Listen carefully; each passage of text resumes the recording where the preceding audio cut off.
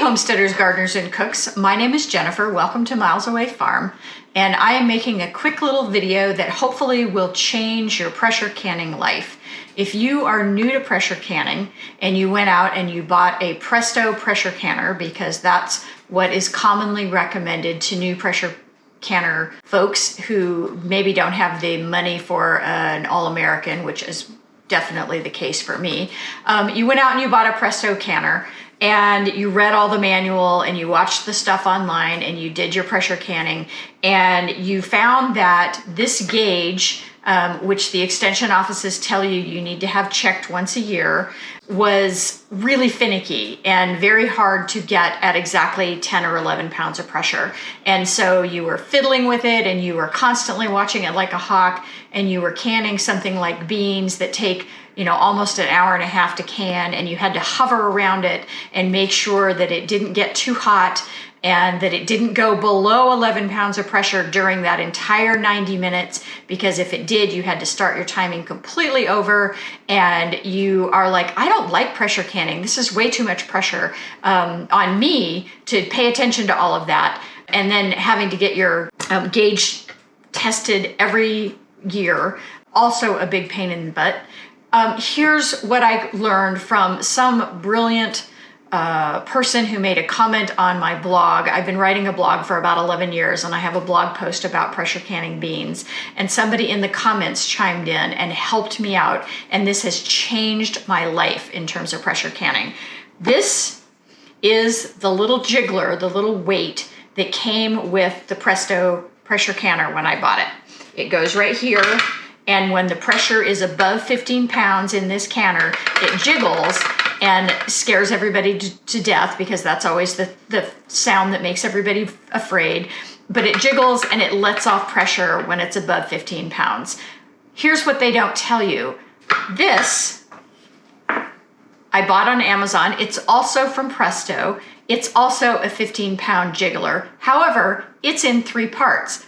Almost all of the pressure canning recipes that are out there that are tested, whether it's from Ball or from the National Center for Home Food Preservation or any of the extension offices that do testing, they're almost always at 10 or 11 pounds of pressure, not at 15 pounds of pressure. However, what they send you is a 15-pound weight that only jiggles when your pressure canner is at 15 pounds. If you buy this, it's 3 pieces. This on its own is a 5-pound weight. If I put this on here, it will jiggle when this is at 5 pounds. If I put the second weight on here, it will jiggle when it's at 10 pounds.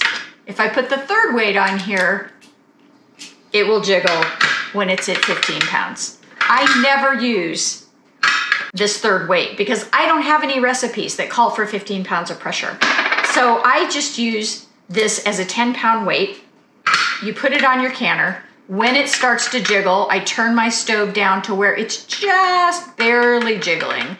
That means that my pressure canner is between 10 and 11 pounds of pressure. I can hear this slightly jiggling from the other room. I can hear this while I'm doing other projects in the kitchen.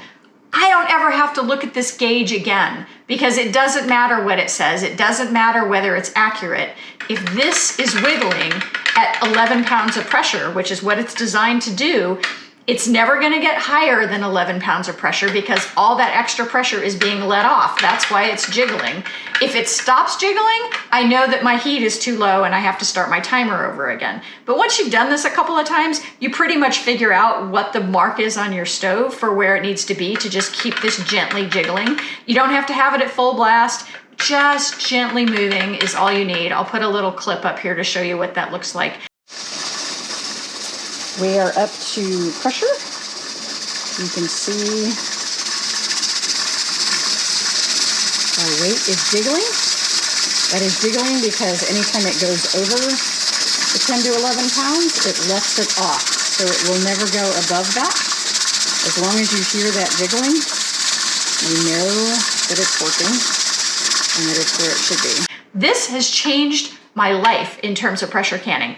I no longer even care what this gauge says. I don't care if it's accurate. All I have to do is have this jiggling and I know that I am at the right pressure for my canning recipes. So if you are new to pressure canning and you got a 15-pound weight with your pressure canner, which seems to be pretty standard, go online to Amazon, spend $17, which I think is about what these are running right now in December of 2022, and get a multi-part weight for your pressure canner so that you can change it out to 10 pounds of pressure and you no longer have to worry about whether the dial is accurate and you can hear it from wherever you are in the kitchen. I don't recommend you go into town and run errands while you're pressure canning. That's a bad idea. Don't walk away from it entirely, but just that little sound of it jiggling, you can hear that from a pretty good distance around your house as you're doing other things. You do not have to sit and watch the dial to make sure that it is exactly where it is. So go buy one of these 3-part weights and change your life for pressure canning. It will save you a ton of angst. Thanks for watching, tribe. If you appreciate these kind of tips and tricks, feel free to subscribe to my videos, make comments, give me a thumbs up. I have tons of videos where I'm cooking the harvest. I'm going out and harvesting something and then showing you what to do with it. And while I'm cooking, I'm giving you tips and tricks on cooking and also on gardening. Give me a thumbs up and subscribe. Thanks, guys.